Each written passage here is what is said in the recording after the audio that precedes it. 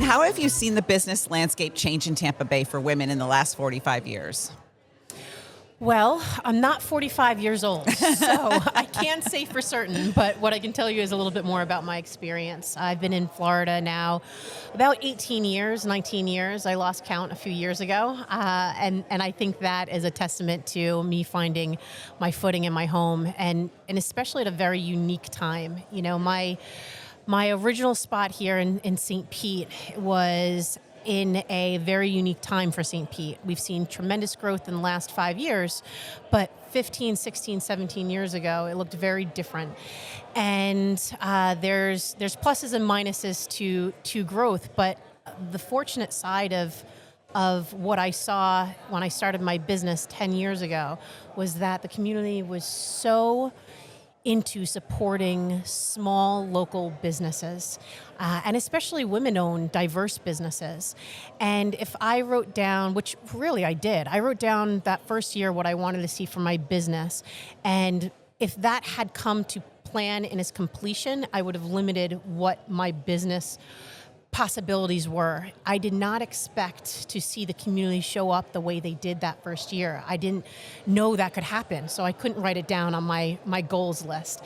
And I feel really grateful for being where I was when I was in the Tampa Bay area.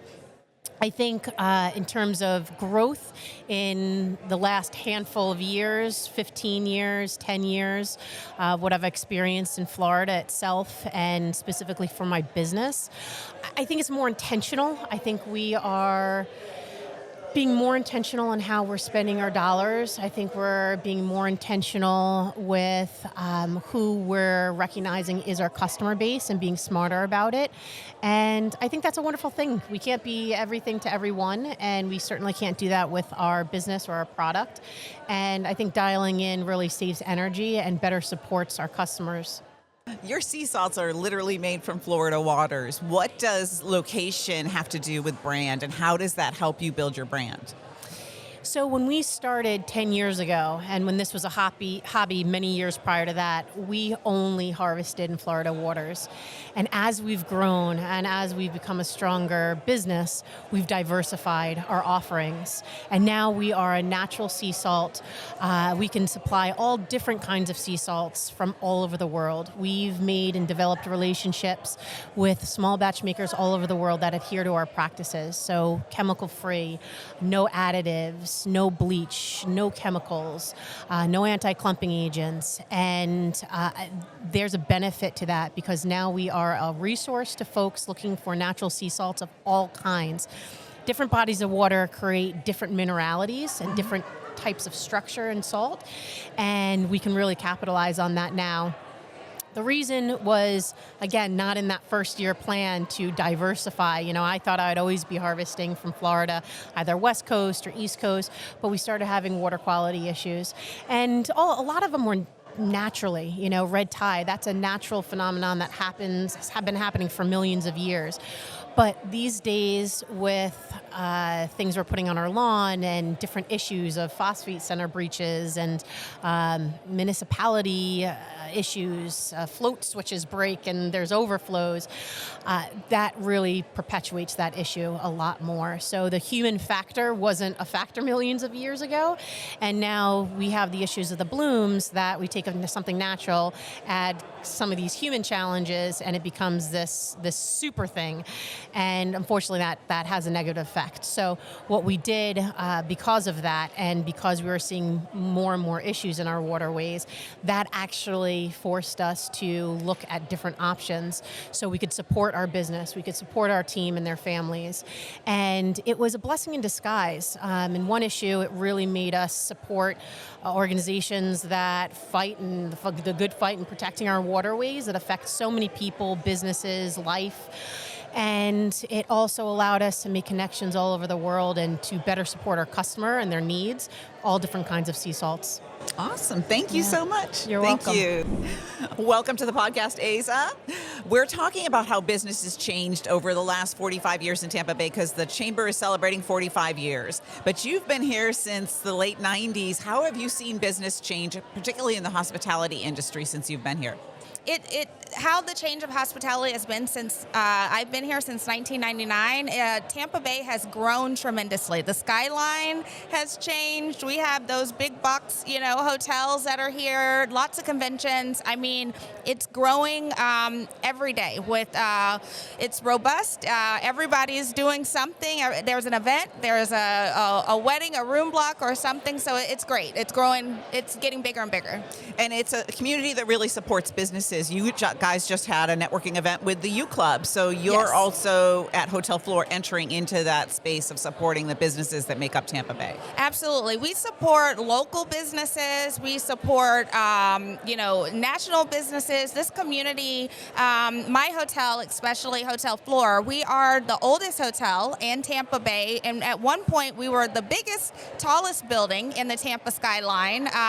We've been beat out by a few, but we're built on local and this industry in Tampa Bay. So it is about supporting businesses and people supporting people. Right. And Hotel Flor is celebrating 100 years at the end of this year. January 1st of 2027 is your 100-year anniversary. So you have seen a lot of change and been a part of everything from Frank Sinatra to Marilyn Monroe to the most recent kind of changes in the city. Absolutely. Elvis Presley, we have had everybody, as you just mentioned.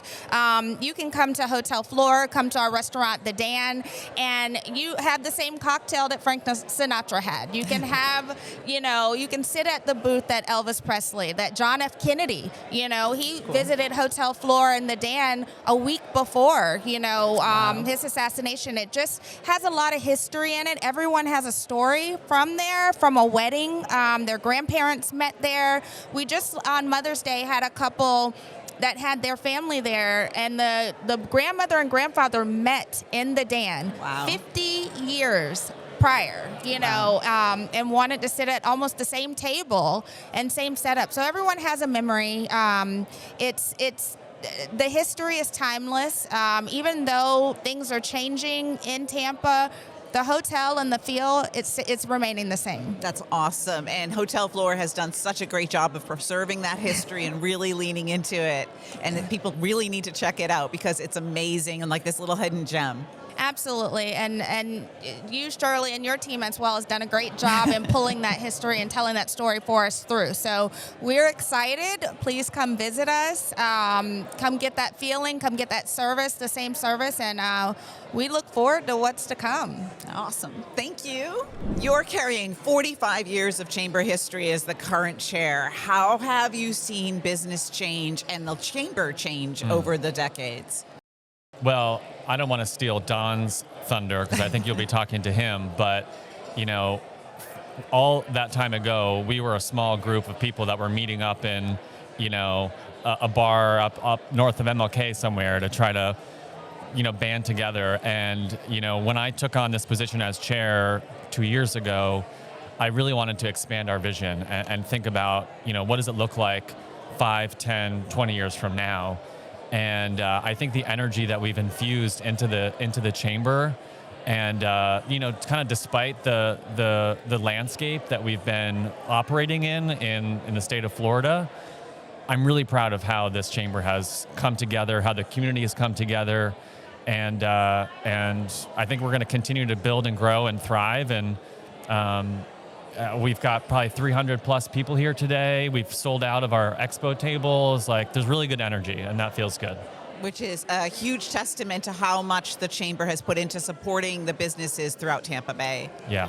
It's really, that's our focus, is how to, whether you're a real estate agent, a mortgage broker, a life coach, a sea salt manufacturer, we want to see LGBTQ plus businesses thrive and impact the growing, thriving economy that is here in Tampa Bay.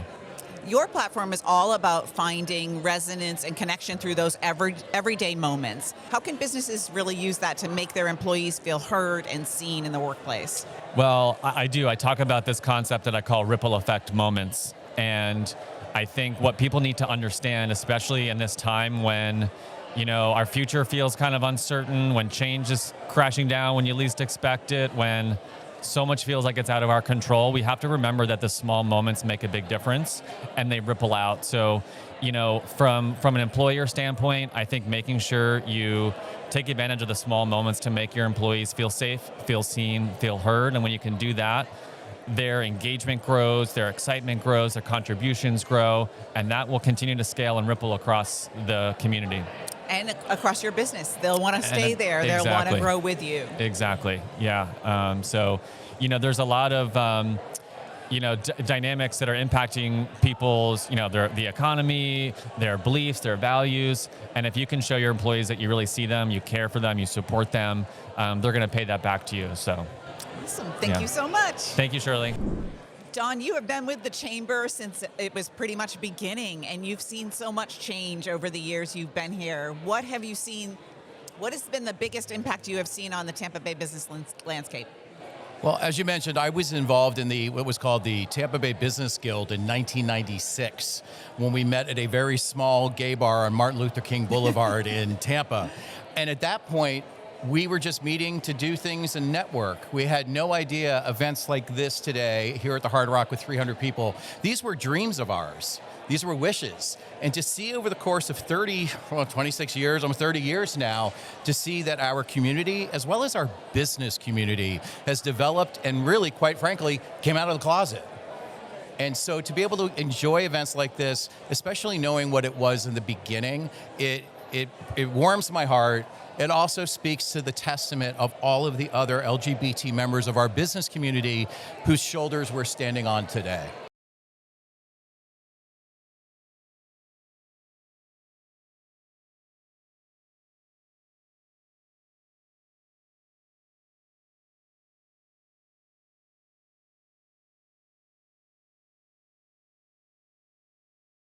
I think in the beginning, we just wanted to create a community, which even 30 years later is still a major benefit of why we do what we do. We enjoy and encourage, we love the fact that we have allies now. The National LGBT Chamber of Commerce now recognize ally-based businesses. So whereas we had to expand as our community has expanded. And so it's a great opportunity, but we still get to create a space for what we are facing as members of our community, especially given today's political climate. Now, you have a media and advertising background. You have extensive experience there. How have you used that to help the Chamber and help the businesses within the Chamber? Well, with anything, it's about sales. And even with our memberships, as well as just creating more opportunity for everyone within our community. And so, yes, the advertising and marketing background happens, but also, too, it's the business side, but even more importantly, it's the relationships. It's the connection that people have with people. I always say, everyone's a salesperson, but people don't buy from businesses. They buy from people. And that is the engagement that has to be respected, rewarded, and certainly heralded. So Nicole, you have a big event coming up. Do you want to tell us a little bit about it? Absolutely. I am the founder of Amplify Women Tampa Bay, and we are gearing up for our 3rd annual summit at the James Museum. And it is an amazing lineup of women from arts and sports and tech. It's just going to be really exciting. That's really awesome. How have you seen the business landscape for women change over the years, especially in the Tampa Bay area? So I moved here from Miami in 2018, and it has changed significantly, and mostly just through growth and awareness. We've seen a lot of women come into their own, and really the opportunities have grown significantly as development has happened here in the Tampa Bay area. What's great is I'm also the executive director for the Edge District in St. Pete, which runs along Central Avenue. And Central Avenue is the highest penetration of women business-owned businesses in St. Pete, and that's just really amazing because when you start to see women collaborating, they really build a lot of momentum, and I think they're the driving force behind the cities. And the Edge Business District is bringing all kinds of really cool, amazing things to the St. Pete area. Yes, we have the 13th Museum for St. Pete, which is a queer Asian museum run by Leo Anderson. So we're very excited about not just bringing businesses, but bringing art and culture and community to St. Pete, specifically the Edge District. Awesome. Yeah. All right, thank you. Can Community Health has been a big part of the Tampa Bay area and has made a lot of difference for the LGBT community and the community at large. large. How have you seen it change since it first started? Oh, it's changed dramatically over the years. This year, CAN is celebrating our 35th anniversary of serving the community. We actually started in Sarasota, Florida in 1992 at the back of a laundromat, where we were providing accessible and dignified care to those who were affected with HIV/AIDS at the time, where they can come and get the medication, get the treatment, get the care that they needed. In the 2019 is when we moved to Tampa Bay, moved our headquarters. And it's been an exciting transition for us to be able to not only expand our care, but to create that accessible medical care for the community. Not only just the LGBT community, but the broader community in general that's wanting to get treatment, testing, education, resources. The access to care has actually been tremendous. There's a lot of people who can't afford insurance. CAN Community Health doesn't turn away anyone that comes into our doors for care. So whether you walk in, whether you're insured, uninsured, you come in, you get tested, you get treatment, you get the medications that you need. We have providers, we offer behavioral health, we have case managers, we have dental programs. There's a wide variety of programs that CAN actually offers as part of our wraparound services that the larger community doesn't realize that they have access to. The peer navigation model that CAN has is built on I've been where you are. How has that impacted the healthcare that you guys offer and the response from the public? The peer navigation program is really beneficial for those who are affected by HIV or STIs or any other infectious disease, because you're actually getting guided through the process by someone who's actually going through it themselves. So that way you're not going through it alone. You have someone that's navigating you through every step of the way. That's awesome. Well, thank you so much for joining me. Thank you so much for having me. Awesome. Okay, Kathy, how have you seen support for women and women in business change over the years that you've been here? Thank you, Shirley. That is a great question. Women's support has been increasing constantly. Women supporting women, I feel very passionate about, and I still walk into rooms where women do not feel confident. They still don't have the self-trust. They still don't have the self-confidence. They're still shrinking. So there's so much work to still be done. And you're doing some of that work with Run Your Life. Tell me what you're offering through Run Your Life in this new program that you're kicking off. Well, and you guys are doing my website, which is totally awesome. I am doing Run Your Life, and I call myself a self-trust architect, to start from the bottom and kind of go back to purpose and confidence and clarity and bring that through so that women can stand in their power in the boardroom, at the table, in the house, with their family. They can stand in their power, and I run a 90-day program with that. And you've learned a lot of the ability to do that from your past in West Point and then taking a stage for TEDx and all kinds of amazing things that you have done. Yes. Graduating from West Point in 1985 was quite a challenge. We were only the 5th class of women to graduate. So I spent 6 years in the Army after that, and that was a very powerful experience. I saw us go to war. I did not go to war. I left after that. And then I spent 30 years in retail as a store manager, guiding teams, growing teams, mentoring women, mentoring men, women to be leaders, to be managers, how to manage people, how to lead. And so it was a natural transition into coaching and my coaching practice. Excellent. Thank you so much. Thank you. How have you seen businesses change for women and for the LGBT landscape in all of this stuff that you have done in marketing and entertainment and all these spaces you've been in? Well, it's been an interesting few years. I've owned an LGBTQ plus travel blog for the last almost decade, and I think when I started, we had already made some progress in being more inclusive for LGBTQ people and women and the diverse travelers. Unfortunately, right now we're seeing it slide back a little bit, and that's been challenging. It's definitely affected our funding. We rely a lot on destination marketing organizations to put dollars into our platform so we can keep doing what we're doing. And a lot of that funding has stopped right now because of more of the government connection. But we also need to learn to take it back to the people, take it back to the community that we serve and the smaller businesses that want to be a part of the solution. And so reconnecting with those groups that might be smaller dollars, but they're more powerful, more valuable dollars and more powerful voices and valuable voices for our platform. So, I hope it swings back. It's a pendulum right now, so just on that opposite side that we'd like to be, but it'll get there. And the chamber is probably really instrumental in that. And you're emceeing today's membership Yes. luncheon. Yes. How do you make an event like this and keep several hundred people entertained for the time that they're up there? So I'm also a creative. So not only do I do the travel blog, but I also have been on camera several times doing video content, and I do comedy and art. So for me, it's all about making it fun and creative and memorable and creating an experience. You know, conferences can get a little stuffy. I've never been to a LGBTQ plus conference that was stuffy. So I'm honored that Renee asked me to be a part of it. Renee has become a good friend and also such a supporter, even when we've been in a time where our funding is really minimal. He's always wanting to get me involved and keep that going, and we'll be talking more about how we can partner in the future as well to utilize a platform that's already out there to help chamber members too. Thank you. Yeah, See you on the stage. Alex, how have you seen banking and business and those relationships change in Tampa Bay over the years?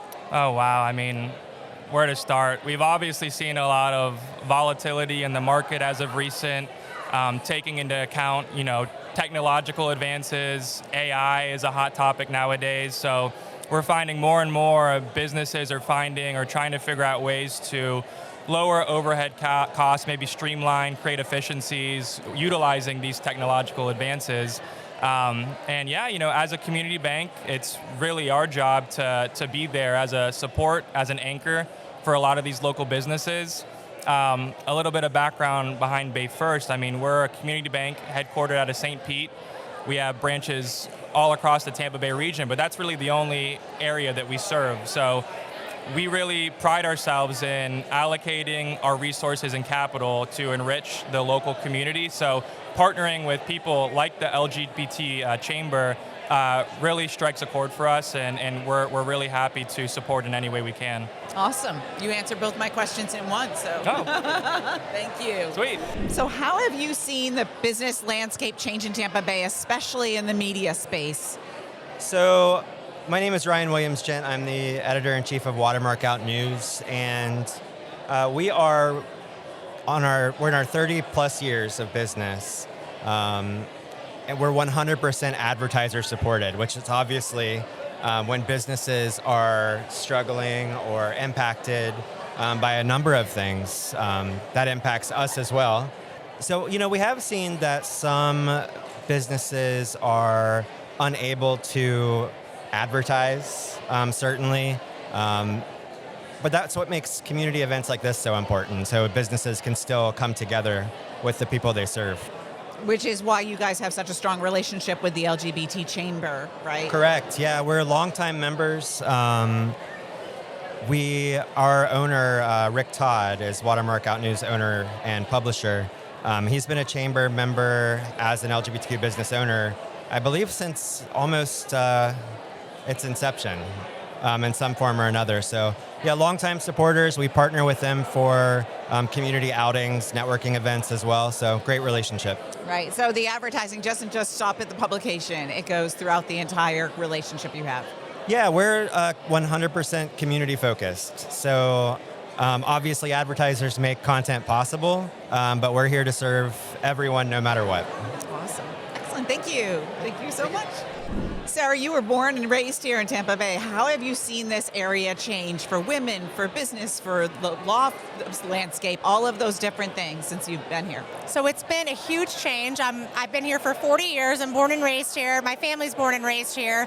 And just the growth of the city really has meant changes throughout. We see a lot more diversity throughout the county as a whole. We see pockets of areas that have just exploded with growth, with small businesses, businesses moving in here to the Bay Area.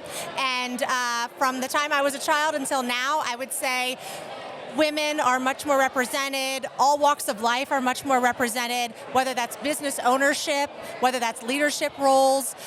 It's really expanded over the past 40 years, and I'm happy about that. And why did you decide to run for judge, and when's your election? Good question. So I decided to run for judge because I think it's a public service. And I think it's the highest public service that I can do with my law degree. And I want to serve this community where I'm born and raised. It's important to have good representation in our third branch of government that we have in the justice system. And the election is in August, so I hope people remember August 18th. They should go vote for all of the things. And you got to live in Hillsborough County to vote for You have Sarah to Peacock. live, yes, in Hillsborough County to vote for Sarah Peacock. That's right. Excellent. Thank you so much. Thank you. You're in a very competitive, ever-changing industry with rental cars. How has enterprise changed what it does and the industry at large changed with the advent of Uber and Waymo and all of these other options for people? Yeah, so enterprise mobility, we've recently gone through a little bit of a rebranding and really become a mobility solution. So that means big trucks and equipment and our fleet services and our commute option and selling cars. And so we've really changed a lot over the years in the different options and services that we offer to the communities that we serve. Awesome. So you're offering options to people that they might not be able to get if they just looked at a Lyft app or whatever. Absolutely, especially when it comes to supporting our businesses locally and globally, whether that be through commute and rideshare or through our fleet programs. Awesome. Thank you so much. Yeah, thank you. John, Equality Florida does a lot for businesses in the community of Tampa Bay. How has it changed over the decades, and how have you changed how you partner with businesses and communities like the LGBT Chamber? Businesses and our local LGBTQ chambers have been a really important part of our advocacy. Equality Florida does its public policy work through a mix of grassroots mobilization, community outreach, public education, and direct advocacy work in the legislature.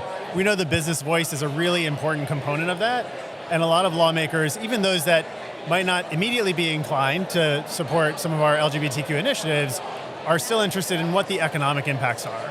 There's a really strong story to tell there about economic impact. You look at something like St. Pete Pride that has a $67 million economic impact.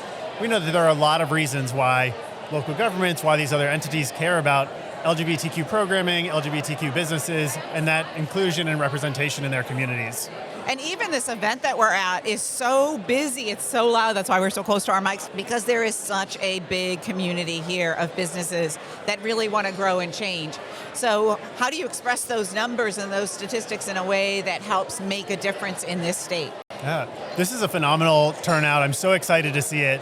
We often do have some of our LGBTQ chamber members join us in Tallahassee, talk about their perspective as business owners and why they see that these issues are important to their bottom line as well as their families and their home life. And having lawmakers understand why being inclusive, being welcoming is important for attracting and retaining top talent. All of those are really critically important messages for our lawmakers here in the Capitol, and we very much appreciate when some of our business partners can deliver that message firsthand. And you started out in an environmental law, which is basically speaking for things that people don't think about, don't see. They don't see the impact of non-native plants or invasive plants on the pollinator community. So now you're using your voice and your skills to speak for another community that sometimes people overlook. How have you translated those skills? Yeah, I am also Equality Florida's general counsel, and because of some of the challenges we faced in recent years, particularly with a lot of these laws that have passed going to the courts, that legal background has become increasingly important. Whether that is sort of translating for our community what's happening in the courts so that people can understand what does it mean when a law is enjoined or some of these procedural developments, and making sure that we're using every tool at the community's disposal to do our advocacy and make sure that we can stand up for our values, for our community, and sometimes that does include going to the courts. I think particularly with some of the legislation we saw this session, the recent anti-diversity in local government bill, that's really one where the vagueness and sweeping breadth of that law is very much expected to wind up in the courts for some clarification. Well, thank you for your voice and thank you for your work. Absolutely. Thank you for the invite. Winter Pride Florida, when did that start and when is it and how do people find out more about it? Amazing. So Winter Pride St. Pete was formed in 2024. We came up with the idea, our goal really was to bring people from around the world to St. Pete in February and to provide a safe, gay-friendly environment like there are in so many other places of the country, right? So we have a lot of visitors in Florida in February, and we thought it was a great time to celebrate with amazing weather, bring people from around the world to come and celebrate and be themselves in a space where it's very accepting. So we started our first year in 2025. We had about 57,000 people attend. We just wrapped up our second year in February 2026. We had hit about 85,000, and we're planning for over 100,000 in 2027. That'll be February 14th to the 21st, all across St. Petersburg. We also are bringing something new called Bride Pride, the last day of Winter Pride. So it'll be on Sunday, February 21st. And our goal is to have the largest all-female wedding anywhere in the world. So if we hit 100 couples or more renewing their vows or getting married for the first time, they can be included as the count, female presenting. And our goal is at least 100 to create the first Guinness Book of World Records event. We also have Cynthia Nixon from Sex and the City. She will be our officiant. So in February 2025, we brought a rainbow laser art display to St. Pete. It cascaded 50 blocks to South Pasadena and could be seen from over 6 miles away. And that was really our opportunity to kind of show people around the world that even when our crosswalks are gone, we'll be inventive, we'll be creative, but we're not going anywhere. You know, they may take the crosswalk from the street, but we'll put our colors in the sky. Right, that's awesome. And Pride Month itself brings so much money to downtown St. Pete and to the businesses throughout that area. So having a Winter Pride St. Pete is a really smart idea because it keeps those businesses going. It does, and that's really our goal, right? We have an amazing celebration in June, and we really felt living in the bubble that we're in the Tampa Bay area, it's not like the rest of the state, right? So we felt there was an opportunity to do something in addition to in February when the weather's amazing. We have a lot of visitors from around the world already, and let them be here to celebrate with us. Right, when the snowbirds are here, but spring breakers are not yet. Exactly, yes, Good exactly, time. yes. Awesome. So you were with the Museum of Art for a really long time. How does having a really strong cultural infrastructure affect the business landscape in Tampa Bay? Oh my God. Well, you know, cultural assets across the community really drive the economic engine of our community.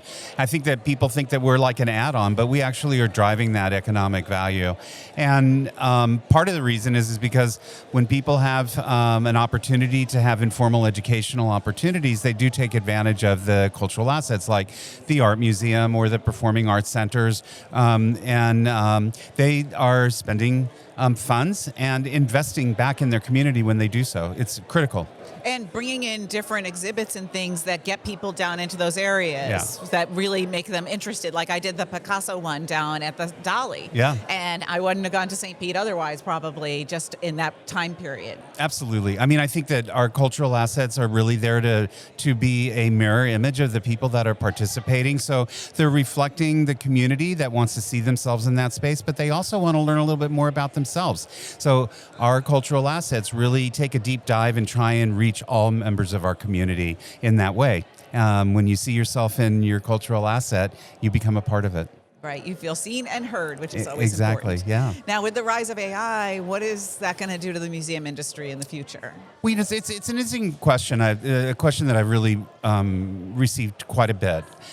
Listen, AI is a tool to become more broadly involved in a conversation with additional information. It doesn't necessarily replace what exists. So in my opinion, AI will sit on the same shelf as original artwork, along with original artist works and interpretation that is created by humans, as well as those that are programming the technology to create a different vantage point.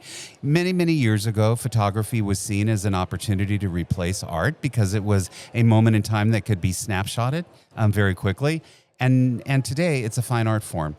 My guess is that AI will have its place on a wall nearby with original art as well. Maybe a long time down the road. Yeah, maybe a long time. It certainly is not going to replace anything. Mm-hmm. Nobody can replace creative ingenuity and original contributions. Exactly. Well, thank you very much. Thank you, too. It was a pleasure. How have you seen the Tampa Bay business landscape change over the decades? You know, so originally, I'm not from Tampa. And when I arrived shortly after COVID, Tampa was different. You know, Water Street was there. It was thriving.